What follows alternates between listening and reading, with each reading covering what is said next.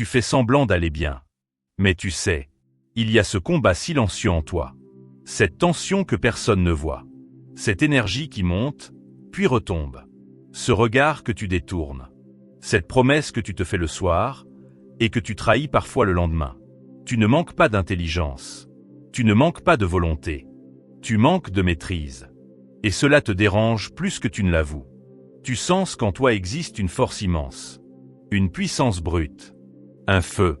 Mais ce feu te brûle autant qu'il pourrait t'éclairer. Tu l'appelles désir. Tu l'appelles pulsion. Tu l'appelles énergie sexuelle. Et au fond, tu te demandes. Est-ce moi qui la possède? Ou est-ce elle qui me possède? Ce n'est pas une question légère. Car cette énergie influence tout. Ta concentration, ta discipline, ta confiance, ta manière de regarder les autres, ta capacité à rester stable quand le monde t'agite. Tu l'as remarqué. Quand tu es dispersé, ton esprit est flou. Quand tu te laisses aller sans conscience, quelque chose en toi se fragmente.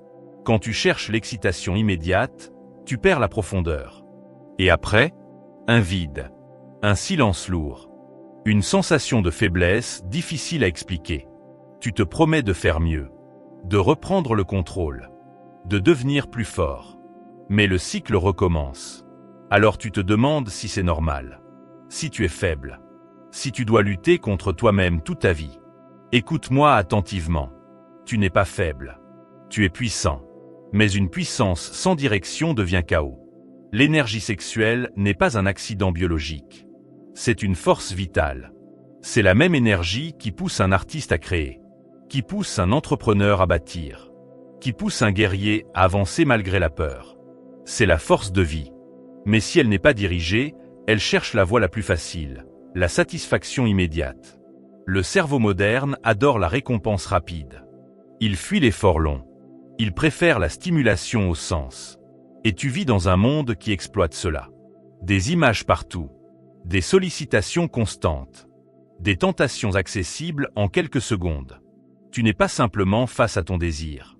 Tu es face à une industrie qui nourrit ton impulsivité. Et tu te retrouves seul, le soir, face à ton écran, face à ton esprit, face à ton corps. Tu sens l'élan monter. Et tu hésites. C'est dans cette hésitation que tout se joue.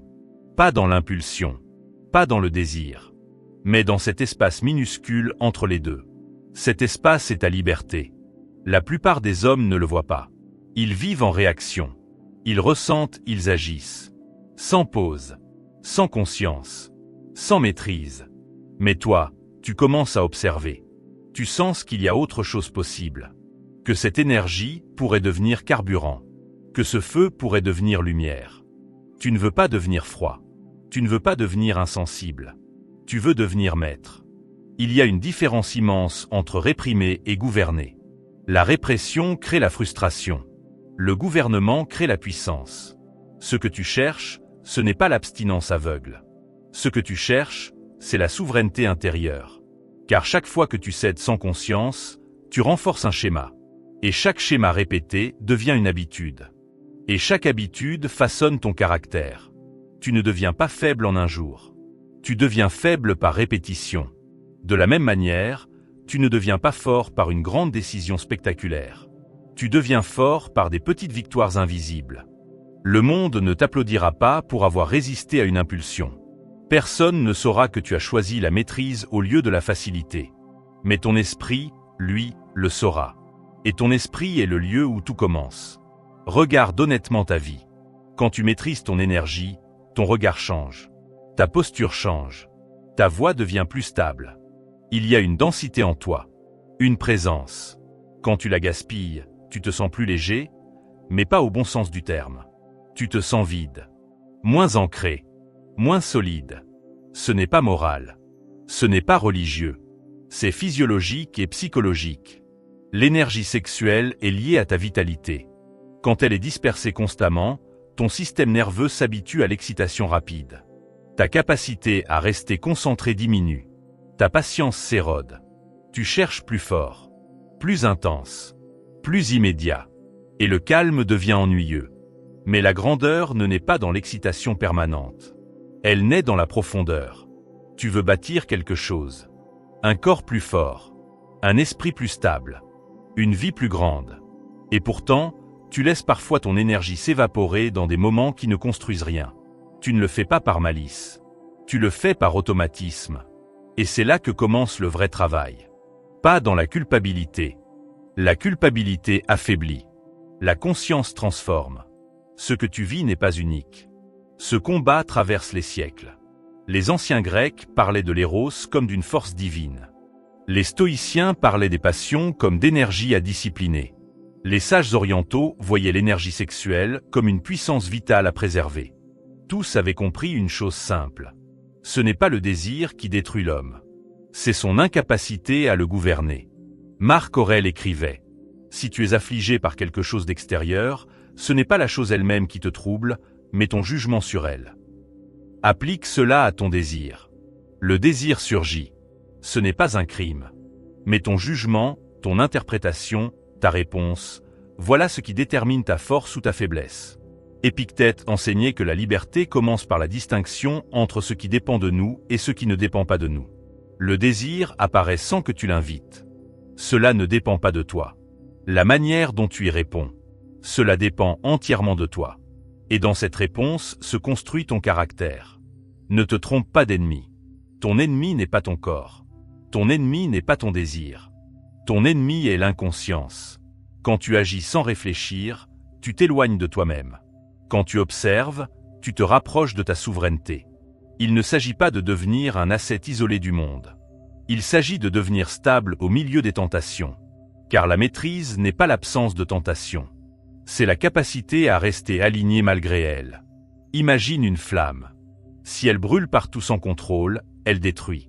Si elle est contenue dans une lampe, elle éclaire. Ton énergie fonctionne de la même manière. Quand elle est dispersée dans 1000 stimulations, elle t'épuise. Quand elle est canalisée, elle te renforce. Tu as déjà ressenti cela. Après quelques jours de discipline, quelque chose change. Ton regard est plus direct. Ta concentration plus stable. Ton esprit plus clair. Ce n'est pas de la superstition. C'est la conséquence naturelle d'une énergie qui cesse de fuir dans toutes les directions. Mais attention, ne transforme pas cela en obsession rigide. La rigidité est une autre prison. La maîtrise authentique est calme. Elle n'a pas besoin de se prouver. Elle n'a pas besoin de compter les jours comme un détenu marque les murs de sa cellule. Elle respire. Elle observe. Elle choisit. Si tu tombes, relève-toi. Sans drame. Sans haine contre toi-même. Sénèque rappelait que l'erreur fait partie de la condition humaine, mais que persister sans apprendre est la vraie faute. Chaque chute peut devenir une leçon. Pourquoi as-tu cédé? Était-ce la solitude? L'ennui? La fatigue? Le stress? Souvent, ce n'est pas le désir sexuel pur qui te pousse. C'est un besoin d'évasion. Tu cherches une récompense rapide pour anesthésier une émotion inconfortable. Comprends cela, et tu changes la dynamique. Car alors tu ne combats plus un monstre mystérieux. Tu identifies un mécanisme. Et ce qui est compris peut être transformé. Tu veux garder ton énergie sexuelle? Alors commence par respecter ton énergie mentale. Dors mieux. Bouge ton corps. Réduis les stimulations inutiles. Crée des objectifs qui demandent ton attention. L'énergie qui n'a pas de direction cherche la sortie la plus facile. Donne-lui une mission, un projet, une discipline physique, une création. L'énergie ne disparaît pas. Elle se transforme. Nietzsche parlait de sublimation, transformer l'instinct en force créatrice. C'est cela que tu apprends. Pas à étouffer, à transmuter. Il y a une noblesse dans la maîtrise. Pas une froideur. Une densité. Quand tu n'es plus affamé intérieurement, tu n'as plus besoin de courir après chaque stimulation. Tu deviens moins réactif, plus présent, plus stable. Et cette stabilité change ton rapport aux autres. Tu ne cherches plus à prendre. Tu choisis de partager. Tu ne séduis plus pour combler un manque. Tu rencontres pour partager une plénitude. C'est une différence subtile, mais immense. Garder ton énergie sexuelle ne signifie pas renoncer à l'intimité. Cela signifie entrer dans l'intimité en étant complet. Pas dépendant, pas affamé, complet. Tu comprends maintenant pourquoi ce sujet est plus profond qu'il n'y paraît. Ce n'est pas une question de morale. C'est une question de puissance. La question n'est pas Est-ce bien ou mal? La question est-ce que cela me rend plus fort ou plus faible? Plus libre ou plus dépendant? Plus stable ou plus dispersé? Si tu choisis la maîtrise, ce ne sera pas spectaculaire. Ce sera silencieux, invisible. Mais chaque jour, tu construiras une colonne intérieure. Une colonne de discipline, de respect de toi-même, de clarté. Et un jour, tu sentiras la différence. Tu marcheras différemment. Tu parleras différemment. Tu penseras différemment.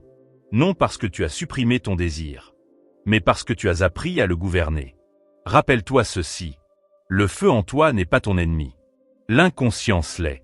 Apprends à t'arrêter, à respirer, à choisir. Et dans ce choix, tu découvriras quelque chose de rare. La souveraineté intérieure. Si ces mots ont résonné en toi, si tu as reconnu ton propre combat silencieux, alors ce voyage ne fait que commencer. Reste avec moi. Observe-toi. Car dans les parties suivantes, nous irons plus loin, plus profond, vers une compréhension totale de cette énergie, et vers la manière de la transformer en force véritable. Et souviens-toi, un homme qui se gouverne lui-même devient inébranlable. Tu sais déjà que ce combat n'est pas théorique. Il est quotidien. Il est discret. Il commence souvent dans des moments banals. Un instant d'ennui, une notification, une image qui surgit, une pensée qui s'installe. Et soudain, ton esprit change de direction. Tu étais concentré. Tu étais stable. Puis quelque chose capte ton attention. Pas violemment. Subtilement. L'énergie monte. Ce n'est pas seulement physique. C'est mental. Une tension agréable. Une promesse de plaisir. Une échappatoire. Et ton cerveau te murmure. Juste cette fois. Ce n'est jamais présenté comme une chute. C'est présenté comme une récompense. Tu as travaillé dur. Tu mérites une pause. Ce n'est pas si grave. Le problème n'est pas l'acte isolé. Le problème est le schéma invisible qui se construit derrière. Car chaque fois que tu associes tension, stimulation, soulagement immédiat, tu renforces un circuit. Et ce circuit devient plus rapide, plus automatique, plus difficile à interrompre. Tu commences à vivre en réaction. Tu n'attends plus d'être réellement dans le désir profond. Tu réponds au moindre signal, au moindre inconfort. Et peu à peu, ton seuil de stimulation change. Ce qui te suffisait hier ne suffit plus aujourd'hui. Tu as besoin de plus intense, plus rapide, plus visuel. Ton système nerveux s'adapte. Et ce qui était exceptionnel devient ordinaire, puis banal, puis insuffisant. Tu ne t'en rends pas compte immédiatement. Mais quelque chose change dans ta manière d'être. Ta concentration diminue. Tu as du mal à rester longtemps sur une tâche. Ton esprit cherche la prochaine stimulation. Tu scrolles plus vite. Tu t'ennuies plus vite. Tu perds patience plus vite. Ce n'est pas un hasard. L'énergie sexuelle, quand elle est constamment excitée sans profondeur, conditionne ton cerveau à l'instantané. Et la vie réelle n'est pas instantanée. Construire un corps fort prend des mois. Construire une entreprise prend des années. Construire une relation solide demande du temps. Mais ton cerveau, habitué à la récompense immédiate, trouve cela lent. Alors tu luttes. Pas parce que tu es incapable, mais parce que ton système est entraîné à l'immédiateté. Il y a aussi l'effet plus subtil. Après la stimulation, il y a la chute. Un affaissement intérieur. Une légère fatigue. Une clarté diminuée. Tu ne l'attribues pas toujours à la cause réelle. Tu dis « Je suis fatigué. Je manque de motivation. Je n'ai pas la tête à ça. » Mais si tu observes honnêtement, tu verras un lien. Ton énergie vitale est liée à ton énergie mentale. Quand l'une est dispersée sans conscience, l'autre s'affaiblit. Et cela influence tes décisions quotidiennes. Tu repousses un projet important. Tu choisis le confort au lieu du défi. Tu évites une conversation difficile. Ce n'est pas spectaculaire. C'est progressif. Comme une érosion lente. Un autre effet apparaît. La comparaison. Quand ton esprit est saturé d'images artificielles, ton regard sur la réalité change. Les interactions réelles semblent moins excitantes. Les personnes réelles semblent moins intenses. Tu cherches une stimulation constante. Et la profondeur devient difficile à apprécier. Cela affecte tes relations. Tu peux devenir plus impatient, plus exigeant, moins présent, car ton esprit a été entraîné à l'hyperstimulation. Et l'hyperstimulation détruit la sensibilité fine.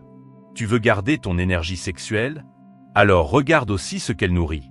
Nourrit-elle ta concentration? Ou nourrit-elle ton agitation? Nourrit-elle ta créativité?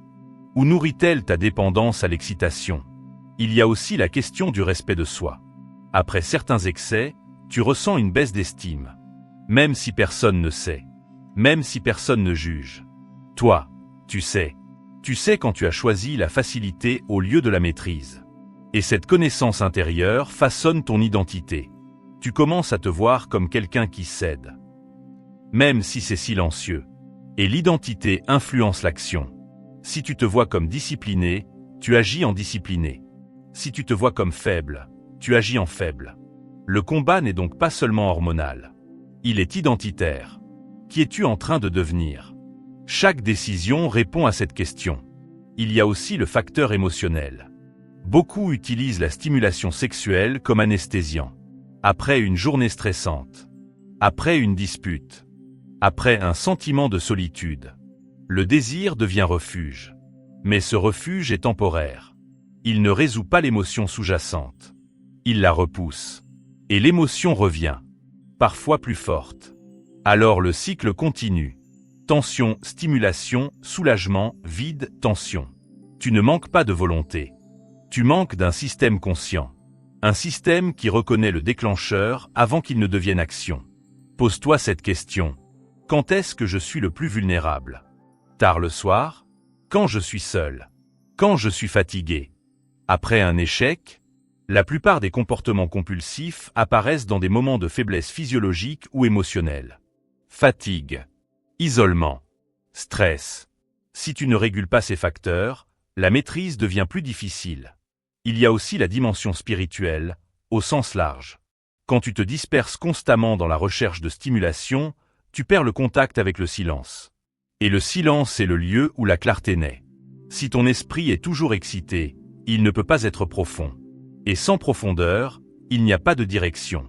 Tu deviens réactif au lieu d'être intentionnel. Ce n'est pas dramatique. C'est subtil. Mais c'est réel. Tu veux garder ton énergie sexuelle? Alors comprends d'abord ce qu'elle représente.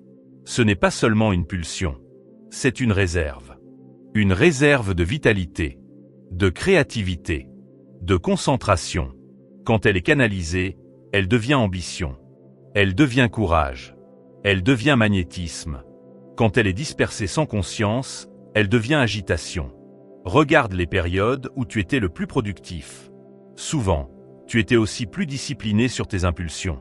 Ce n'est pas une coïncidence. La maîtrise dans un domaine renforce la maîtrise dans les autres. Inversement, la dispersion dans un domaine fragilise les autres. Il y a aussi le rapport au regard. Quand tu maîtrises ton énergie, tu te tiens différemment face aux autres. Ton regard est plus stable. Tu n'es pas en train de scanner. Tu n'es pas en train de chercher inconsciemment une stimulation. Tu es présent. Et la présence est puissante. Quand tu es dominé par l'impulsion, ton regard devient furtif. Agité. Tu n'es pas ancré. Et les autres le ressentent, même inconsciemment. La maîtrise intérieure se traduit extérieurement. Toujours. Tu veux devenir plus fort? Alors regarde les détails invisibles. La façon dont tu passes tes soirées. La façon dont tu réagis à l'ennui. La façon dont tu réponds à la solitude. Car la solitude révèle ton niveau de discipline. Quand personne ne regarde, qui es-tu? C'est là que se construit ton caractère. Beaucoup cherchent des méthodes complexes, des stratégies avancées. Mais la base est simple. Réduire les déclencheurs inutiles. Structurer son temps. Cultiver des objectifs exigeants. Renforcer son corps. Un corps fatigué par l'entraînement sain est moins vulnérable à l'excès. Un esprit engagé dans une mission est moins attiré par la distraction. L'énergie doit circuler. Si elle stagne, elle cherche une sortie facile.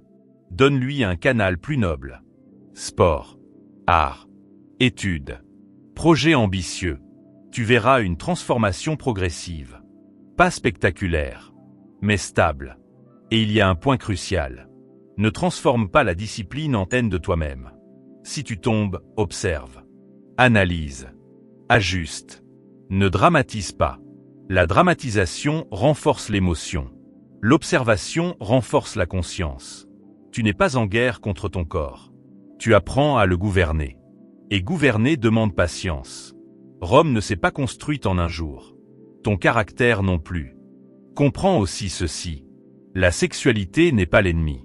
L'excès inconscient l'est. Une sexualité vécue avec profondeur, connexion et conscience ne disperse pas. Elle unifie. Mais une sexualité vécue comme consommation constante fragmente. La différence est immense. Tu n'as pas à devenir extrême. Tu as à devenir conscient. Plus conscient de tes déclencheurs. Plus conscient de tes motivations. Plus conscient de tes objectifs. Car ce que tu fais de ton énergie sexuelle reflète ce que tu fais de ta vie. La gaspilles-tu ou l'investis-tu? La question n'est pas morale. Elle est stratégique. Tu veux devenir une version plus puissante de toi-même? Alors commence par arrêter de te disperser. Ce n'est pas spectaculaire. C'est discipliné. Et la discipline est rarement applaudie. Mais elle construit. Toujours. Observe ton quotidien. Observe les moments de faiblesse. Observe les pensées qui précèdent l'acte. Tu verras des schémas. Et quand tu verras les schémas, tu pourras les modifier. C'est là que commence la vraie transformation. Pas dans la promesse. Dans l'observation. Dans la lucidité. Tu ne perds pas contre ton désir. Tu perds contre l'automatisme. Et l'automatisme peut être brisé. Une décision à la fois. Un soir à la fois. Un choix à la fois. Ce combat que tu mènes en silence n'est pas insignifiant. Il façonne ton esprit. Il façonne ton identité. Il façonne ton avenir. Et si tu apprends à garder ton énergie, non par peur, non par rigidité, mais par vision, alors quelque chose en toi va se densifier. Tu ne seras plus agité. Tu ne seras plus affamé. Tu seras centré. Et un homme centré devient rare. Et ce qui est rare devient précieux. Dans la prochaine étape, nous irons plus loin. Nous plongerons dans la sagesse des anciens. Car ce combat n'est pas nouveau. Et ceux qui t'ont précédé ont laissé des clés. Des clés puissantes. Mais encore faut-il être prêt à les entendre. Reste attentif. Car ce que tu vas comprendre ensuite peut changer profondément ta manière de voir cette énergie. Et ta manière de te voir toi-même. Tu crois peut-être que ton combat est moderne. Que les écrans l'ont créé. Que l'hyperstimulation en est la cause principale. Elle l'amplifie, oui. Mais elle ne l'a pas inventé. Bien avant les téléphones. Bien avant les réseaux. Bien avant les villes lumineuses qui ne dorment jamais. L'homme luttait déjà contre ses propres impulsions. Dans le silence des temples grecs. Dans les camps militaires romains. Dans les monastères orientaux. Dans les palais des empereurs. Le combat n'a jamais été contre le désir. Il a toujours été contre la perte de souveraineté. Les stoïciens ne méprisaient pas le corps. Ils méprisaient l'esclavage intérieur. Épictète était esclave avant de devenir maître de pensée. Il connaissait la différence entre être possédé par des chaînes extérieures et être possédé par des chaînes invisibles. Il disait « N'est libre que celui qui se commande à lui-même ». Observe la profondeur de cette phrase. La liberté ne commence pas quand tu fais ce que tu veux. Elle commence quand tu n'es plus forcé intérieurement. Si une impulsion te dicte ta conduite, si un désir t'arrache à ta clarté, alors ce n'est pas toi qui choisis, c'est ton automatisme. Marc Aurèle, empereur de Rome, homme entouré de pouvoir, de richesse, de tentation, écrivait dans ses pensées. Tu as pouvoir sur ton esprit, pas sur les événements extérieurs. Réalise cela, et tu trouveras la force. Remplace événements extérieurs par impulsions intérieures. Le désir surgit. Ce n'est pas toi qui le convoque, mais ton jugement, ta réponse, ton interprétation. Voilà ton territoire. Les stoïciens parlaient des passions, non comme des émotions à supprimer, mais comme des jugements erronés amplifiés par l'imagination. Quand ton esprit transforme une impulsion passagère en nécessité absolue, il exagère, il dramatise, il ment. Le désir n'est pas une urgence vitale. Il est une vague. Et une vague, si tu ne la nourris pas, se retire. Mais si tu l'alimentes par l'imaginaire, par des scénarios, par des images mentales, elle grandit. Sénèque écrivait Ce n'est pas parce que les choses sont difficiles que nous n'osons pas, c'est parce que nous n'osons pas qu'elles sont difficiles. Applique cela à la maîtrise. Ce n'est pas que tu es incapable de te gouverner, c'est que tu t'es habitué à ne pas oser la discipline. Tu as confondu confort et liberté. Les stoïciens enseignaient la pratique de l'inconfort volontaire. Se lever tôt, prendre des douches froides, s'entraîner dans l'adversité. Pourquoi ? Pour habituer l'esprit à ne pas céder immédiatement à la recherche du confort. Car l'impulsion sexuelle excessive est une forme de recherche de confort instantané. C'est un raccourci vers la dopamine. Mais chaque raccourci répété affaiblit la capacité à marcher sur la route longue. Il y a un concept central chez les stoïciens. La proérésie, le noyau de ta volonté, ton pouvoir de choix. Rien ne peut l'atteindre sans ton consentement. Même ton propre corps ne peut le dominer sans ton accord intérieur. Cela signifie que tu n'es jamais obligé. Tu peux ressentir une tension immense, une agitation forte. Mais entre la sensation et l'action, il y a toujours un espace. Cet espace, c'est ton trône intérieur. Si tu le cèdes sans examen, tu t'affaiblis. Si tu l'occupes avec lucidité, tu te renforces. Les Grecs parlaient de sophrosine. La tempérance. Pas la privation, pas la froideur, la mesure, la juste proportion. L'homme tempérant ne fuit pas le plaisir. Il n'en devient pas dépendant. Il le place à sa juste place. Dans un monde qui glorifie l'excès, la mesure devient révolutionnaire. Regarde autour de toi. Tout incite à consommer. Toujours plus vite. Toujours plus fort. La retenue est presque perçue comme une faiblesse. Mais dans la philosophie antique, la retenue était un signe de force. Platon comparait l'âme à un char tiré par 2 chevaux. Un cheval noble, la raison. Un cheval fougueux, le désir. Si le cocher ne tient pas fermement les rênes, le char se renverse. Le désir n'est pas à abattre. Il est à guider. Les traditions orientales l'ont compris également. Dans le taoïsme, l'énergie sexuelle est considérée comme une force vitale fondamentale. Le problème n'est pas son existence. Le problème est sa dissipation sans conscience. Lao Tse écrivait « Celui qui conquiert les autres est fort, celui qui se conquiert lui-même est puissant. » Tu veux être puissant? Alors commence ici. Pas dans le regard des autres. Pas dans l'image sociale. Dans la conquête de toi-même. Nietzsche parlait de la transmutation des instincts. Il ne prônait pas la suppression, mais la sublimation. Transformer l'énergie brute en création. C'est exactement cela. L'énergie sexuelle est brute, intense, chargée. Si tu la diriges vers l'entraînement, elle devient puissance physique. Si tu la diriges vers un projet, elle devient ambition. Si tu la diriges vers l'étude, elle devient concentration. Mais si tu la diriges vers la consommation répétée sans conscience, elle devient fuite. Marc Aurèle écrivait aussi « La qualité de ta vie dépend de la qualité de tes pensées. » Observe la pensée qui précède l'impulsion. Souvent, elle commence par une image, puis une justification, puis une minimisation. Ce n'est rien. Juste une fois. Je recommencerai demain. Les stoïciens appelaient cela l'assentiment. L'impression arrive. Tu peux l'accepter ou la rejeter. La plupart des gens acceptent sans examiner. Ils ne disent pas « oui » consciemment. Ils laissent faire. La discipline stoïcienne consiste à ralentir ce moment, à observer l'impression, à dire « ce n'est qu'une sensation, elle ne me définit pas ». Épictète conseillait de répondre aux impulsions comme à un visiteur. « Attends un peu, laisse-moi voir qui tu es ». Imagine appliquer cela à ton désir. Au lieu d'agir immédiatement, tu observes, tu respires, tu regardes la sensation comme un phénomène passager. Et tu verras quelque chose d'étonnant. La vague diminue. Elle ne disparaît pas toujours instantanément. Mais elle perd son autorité. Car ce qui donne de la force à l'impulsion, ce n'est pas son intensité initiale. C'est ton identification à elle. Quand tu dis intérieurement « Je suis ce désir », tu te soumets. Quand tu dis « Je ressens un désir », tu te sépares. Cette séparation est la clé. Les stoïciens ne parlaient pas de virilité bruyante. Ils parlaient de maîtrise silencieuse. Le vrai pouvoir est discret, Un homme gouverné par ses impulsions peut paraître confiant. Mais intérieurement, il est instable. Un homme maître de lui peut paraître calme. Mais intérieurement, il est solide.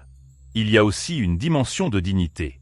Quand tu te respectes assez pour ne pas céder à chaque impulsion, tu élèves ton propre regard sur toi. Tu deviens plus exigeant, pas envers les autres, envers toi-même. Sénèque écrivait « Associe-toi avec ceux qui peuvent te rendre meilleur. Accueille ce que tu peux rendre meilleur. » Mais avant même les fréquentations extérieures, il y a la fréquentation intérieure. Quelles pensées fréquentes-tu? Quelles images laisses-tu entrer? Si ton esprit est saturé d'images stimulantes, ta discipline sera constamment attaquée. Les stoïciens pratiquaient la vigilance mentale. Aujourd'hui, cela signifie filtrer ton environnement. Moins de stimulation inutile. Moins de déclencheurs artificiels. Ce n'est pas fuir le monde. C'est choisir ce que tu autorises à pénétrer ton esprit. La maîtrise commence par l'environnement. Tu ne laisses pas du carburant partout si tu veux éviter l'incendie. Tu organises. Tu structures. Tu simplifies. Il y a un autre enseignement stoïcien fondamental. La vertu est le seul bien véritable.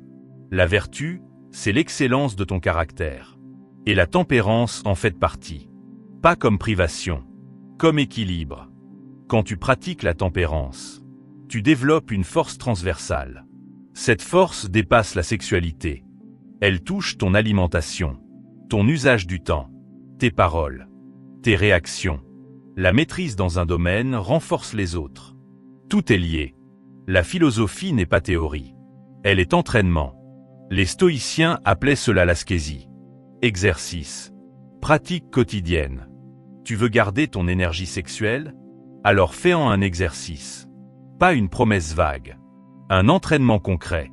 Quand l'impulsion surgit, c'est une répétition. Une occasion de renforcer ton muscle intérieur.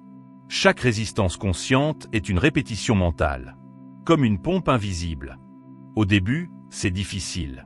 Puis plus naturel. Puis presque instinctif. Tu reprogrammes ton rapport à l'impulsion. Tu passes de réaction à direction. Et peu à peu, quelque chose change. Tu te sens plus ancré. Plus dense. Moins dispersé. La philosophie stoïcienne ne te demande pas d'être parfait. Elle te demande d'être vigilant. Et la vigilance transforme. Rappelle-toi, tu n'es pas un animal guidé uniquement par l'instinct. Tu es un être capable de réflexion, capable de recul, capable de choix. Et chaque choix façonne ton caractère. Ce que tu pratiques, tu deviens. Si tu pratiques la dispersion, tu deviens dispersé. Si tu pratiques la maîtrise, tu deviens stable. Le monde moderne est bruyant. Les stoïciens vivaient aussi dans un monde turbulent. Guerre, intrigue politique, peste. Et pourtant, ils cherchaient la tranquillité intérieure. Cette tranquillité ne venait pas du contrôle extérieur. Elle venait du contrôle de soi. Tu peux faire la même chose. Ce combat n'est pas honteux. Il est noble. Il signifie que tu refuses de vivre en pilote automatique. Il signifie que tu veux plus. Plus de clarté. Plus de puissance. Plus de souveraineté. Et la souveraineté commence ici. Dans la gestion de ton énergie. Dans la décision silencieuse de ne pas te disperser. Dans le choix de transformer l'instinct en force créatrice. Ce que tu vis est une initiation. Un entraînement. Un terrain d'exercice. Et si tu l'embrasses avec lucidité, il deviendra l'un des piliers de ton caractère. Dans la prochaine partie, nous irons encore plus profondément. Nous verrons comment intégrer ces principes dans ta vie quotidienne. Comment transformer la théorie en structure concrète. Car la sagesse n'est utile que si elle est incarnée. Et tu es prêt à l'incarner. Il ne suffit pas de comprendre. Comprendre est clair. Mais seule la pratique transforme. Tu peux écouter des heures de sagesse. Lire des citations puissantes. Te sentir inspiré un soir. Et pourtant, le lendemain, retomber dans les mêmes automatismes. Pourquoi? Parce que l'esprit aime les idées. Mais le caractère se forge dans les actes répétés. Alors maintenant, nous descendons dans le concret. Pas dans l'idéalisme. Dans la structure. Si tu veux garder ton énergie sexuelle, tu dois arrêter de compter uniquement sur ta motivation. La motivation fluctue. La discipline structurée, elle, reste. Première vérité. La maîtrise commence avant la tentation. La plupart des hommes attendent le moment critique pour résister. C'est trop tard. Quand l'impulsion est à son pic, ta biologie est déjà engagée. La vraie force consiste à préparer le terrain en amont. Regarde honnêtement tes déclencheurs. Sont-ils numériques, visuels, émotionnels, liés à la solitude, à l'ennui? Tu dois identifier ton schéma personnel. Sans cela, tu combattras dans le brouillard. Écris-le si nécessaire. À quelle heure es-tu le plus vulnérable? Dans quel état émotionnel? Après quelle situation? La clarté réduit la surprise. Et ce qui n'est plus surprise devient gérable. Deuxième principe. Structure ton environnement. La discipline héroïque est rare. La discipline intelligente est stratégique.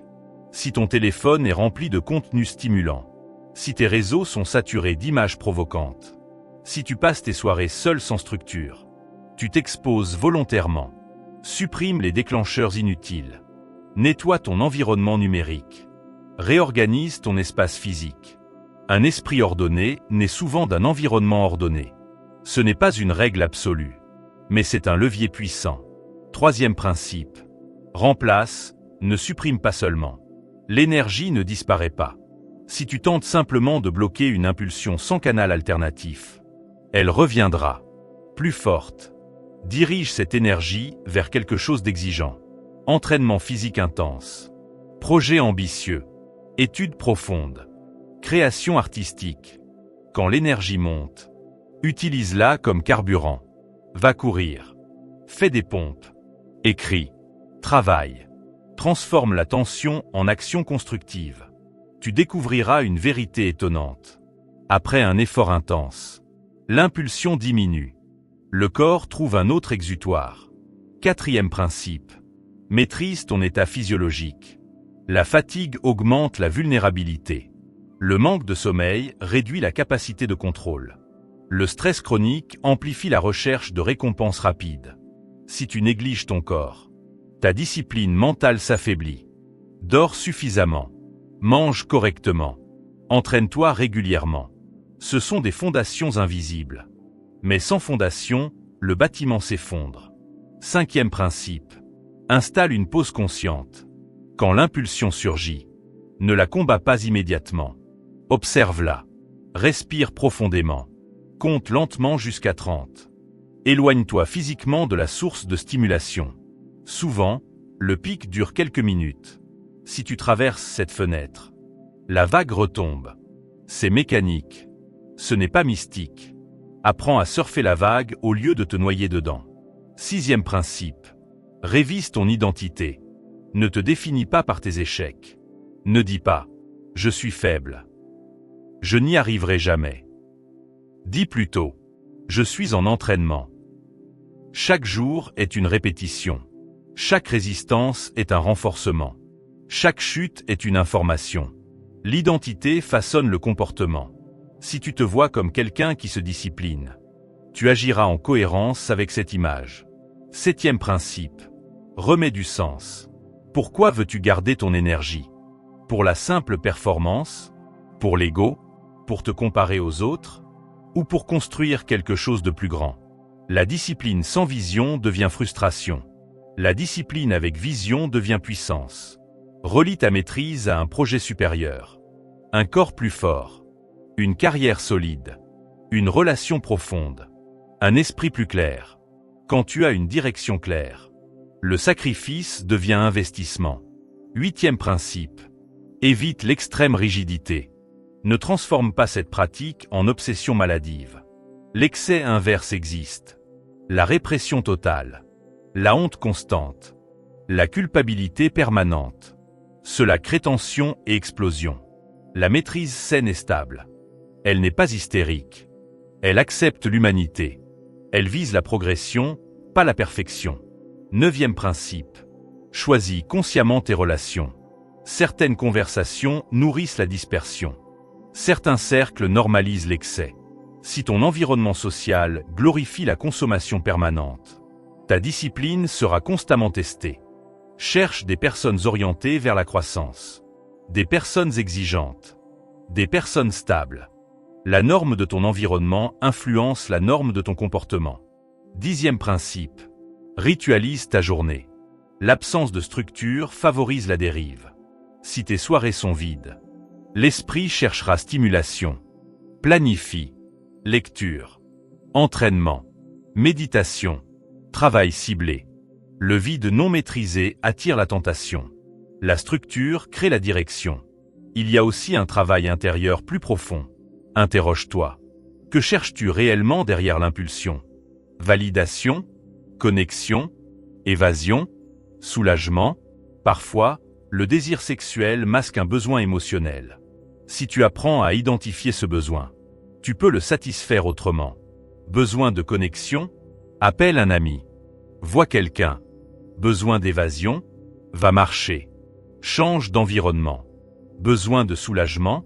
Respire profondément. Écris ce que tu ressens. Le comportement compulsif est souvent une solution mal orientée à un problème réel. Résous le problème réel.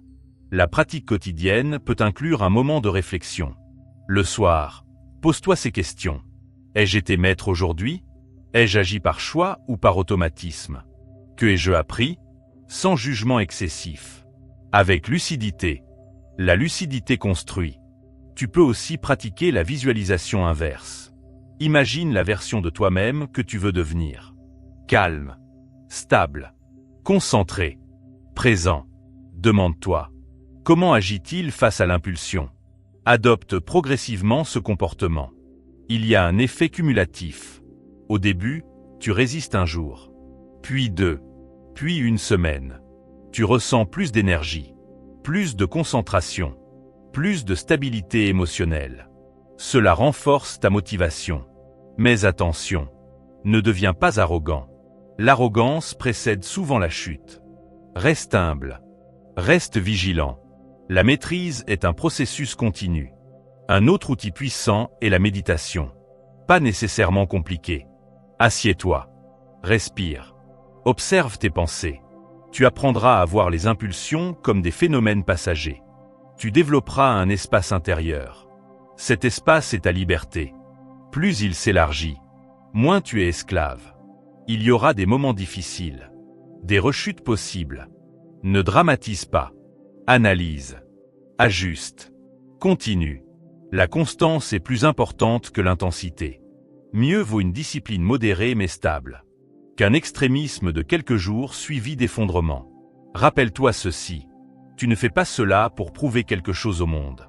Tu le fais pour te respecter, pour densifier ton esprit, pour aligner ton énergie avec ta vision. L'énergie sexuelle n'est pas à craindre. Elle est à honorer. Honorer signifie ne pas la gaspiller inconsciemment. Cela signifie la diriger vers ce qui élève. Chaque fois que tu choisis la maîtrise, tu construis une colonne invisible en toi. Cette colonne soutient ton regard, ta voix, tes décisions. Tu deviens plus difficile à déstabiliser, plus difficile à manipuler, car celui qui se gouverne n'est pas facilement contrôlé. Le monde aime les hommes dispersés. Ils consomment plus. Ils réfléchissent moins. Ils obéissent plus facilement. Un homme centré devient rare. Et ce qui est rare a de la valeur. Tu n'as pas besoin d'en parler. Tu n'as pas besoin de l'afficher. Ta transformation sera intérieure, silencieuse, mais puissante. Et plus tu pratiques, plus tu comprendras que ce combat n'est pas une privation. C'est une initiation à la souveraineté. Dans la dernière partie, nous irons encore plus profondément, au-delà de la discipline, vers la transformation intérieure complète. Car garder ton énergie n'est que le début. La vraie question est, qui deviens-tu en la gardant? Il arrive un moment où la discipline cesse d'être un effort. Un moment où elle devient identité. Tu ne luttes plus contre toi-même. Tu te comprends. Tu n'essaies plus de bloquer une force. Tu la diriges. Et c'est là que commence la transformation intérieure. Car garder ton énergie sexuelle n'est pas seulement un acte de contrôle. C'est un repositionnement de ton être. Au début, tu résistes. Ensuite, tu structures. Puis, progressivement, tu changes de regard. Tu ne vois plus ton désir comme un ennemi. Tu le vois comme un indicateur de vitalité. Une preuve que la vie circule en toi. Mais tu refuses qu'elle te gouverne. Tu deviens le gardien de ton feu. Et un gardien n'éteint pas la flamme. Il l'entretient. Il la protège du vent. Il la dirige vers ce qui est clair. Quand tu gardes ton énergie, quelque chose se clarifie. Ton regard devient plus stable. Ton esprit moins bruyant. Tu ressens une présence intérieure plus dense. Comme si tu étais moins dispersé, moins fragmenté, plus rassemblé. Ce rassemblement intérieur change ta manière d'habiter le monde. Tu n'es plus en quête constante de stimulation. Tu deviens capable de rester dans le silence. Et le silence cesse de te faire peur. Car beaucoup utilisent l'excitation pour éviter le face-à-face avec eux-mêmes. Quand tu réduis les stimulations, tu te retrouves face à toi. Tes pensées, tes manques, tes blessures, tes aspirations. C'est inconfortable, mais c'est nécessaire.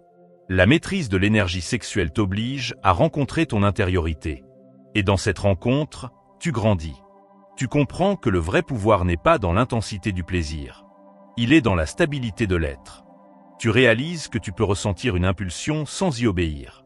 Tu découvres une liberté nouvelle. Pas la liberté de faire tout ce qui passe par la tête. La liberté de choisir. C'est subtil, mais immense. Beaucoup vivent persuadés d'être libres. Mais s'ils ne peuvent pas passer une semaine sans céder à une impulsion, sont-ils vraiment libres ? La liberté se mesure à la capacité de dire non. Non sans haine. Non sans frustration. Mais avec calme. Tu deviens un homme qui n'est pas tiré par ses désirs. Tu es un homme qui marche droit. Et cette droiture intérieure transforme ta posture face à la vie. Tu abordes tes projets avec plus d'intensité. Car ton énergie n'est plus dispersée. Tu abordes tes relations avec plus de profondeur. Car tu n'es plus en recherche constante de gratification.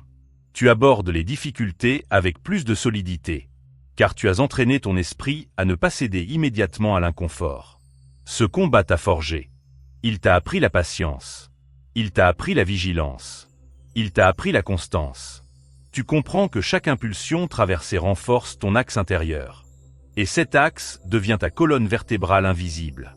Il y a une transformation subtile dans ton regard sur les autres. Tu ne les vois plus comme des objets de stimulation. Tu les vois comme des êtres complets. Tu ne cherches plus à consommer.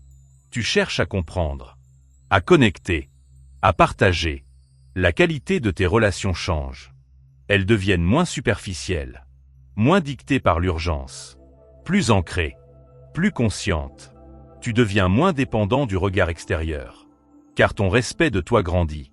Tu n'as plus besoin de prouver ta valeur par des conquêtes.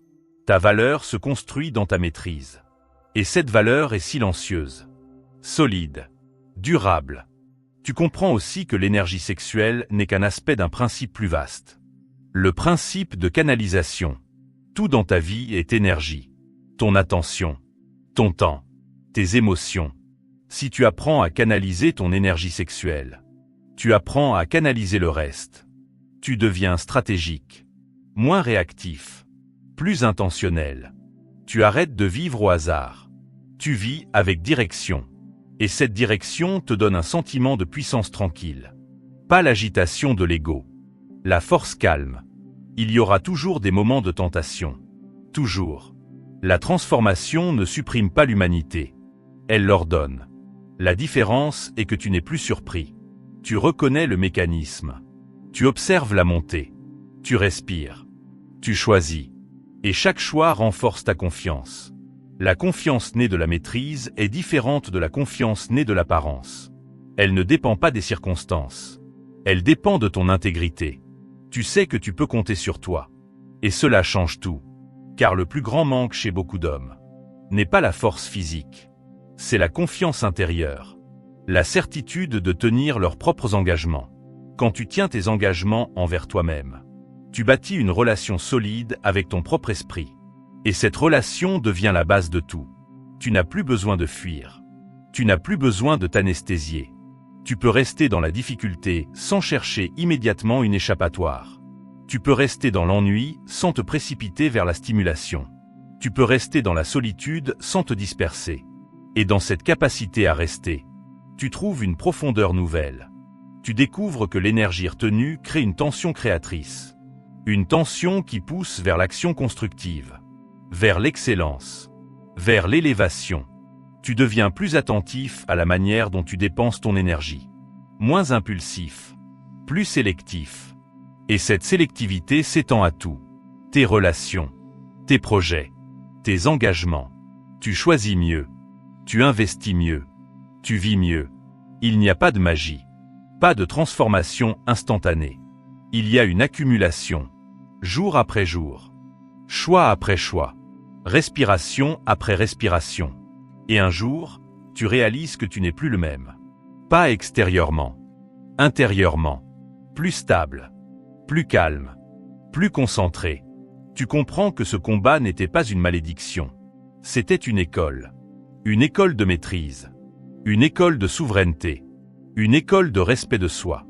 Et tu remercies presque les moments difficiles, car sans eux, tu ne serais pas devenu plus fort. Tu regardes en arrière et tu vois le cycle ancien. Impulsion, cession, vide. Tu le reconnais, mais tu n'y es plus attaché. Tu as grandi, tu as densifié ton esprit, tu as aligné ton énergie avec ta vision. Tu n'es pas devenu froid, tu es devenu conscient. Tu n'es pas devenu distant, tu es devenu centré. Tu n'as pas supprimé ton feu, tu l'as maîtrisé. Et un feu maîtrisé éclaire. Il ne brûle plus au hasard. Il construit, il réchauffe, il guide. Alors souviens-toi de ceci. Ce n'est pas la quantité de désir qui définit un homme. C'est sa capacité à le gouverner.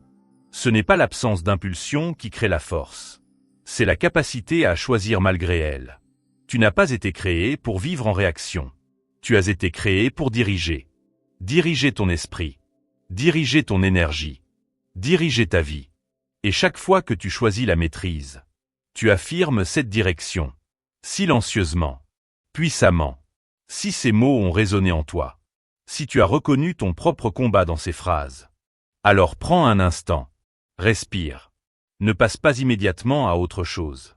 Laisse ces idées s'installer. Réfléchis à la version de toi que tu veux incarner. Réfléchis à l'énergie que tu veux construire. Puis agis. Un choix aujourd'hui. Un choix ce soir. Un choix demain. Pas pour impressionner. Pas pour prouver. Mais pour devenir. Si ce chemin t'inspire, si cette quête de souveraineté intérieure te parle, abonne-toi à la chaîne Citation Vieux Sage. Aime cette vidéo, non par automatisme, mais comme un engagement envers ta propre transformation. Et maintenant, reste quelques instants en silence, car la vraie transformation ne se fait pas dans le bruit, elle se fait dans la profondeur. Et dans cette profondeur, tu trouveras ta force.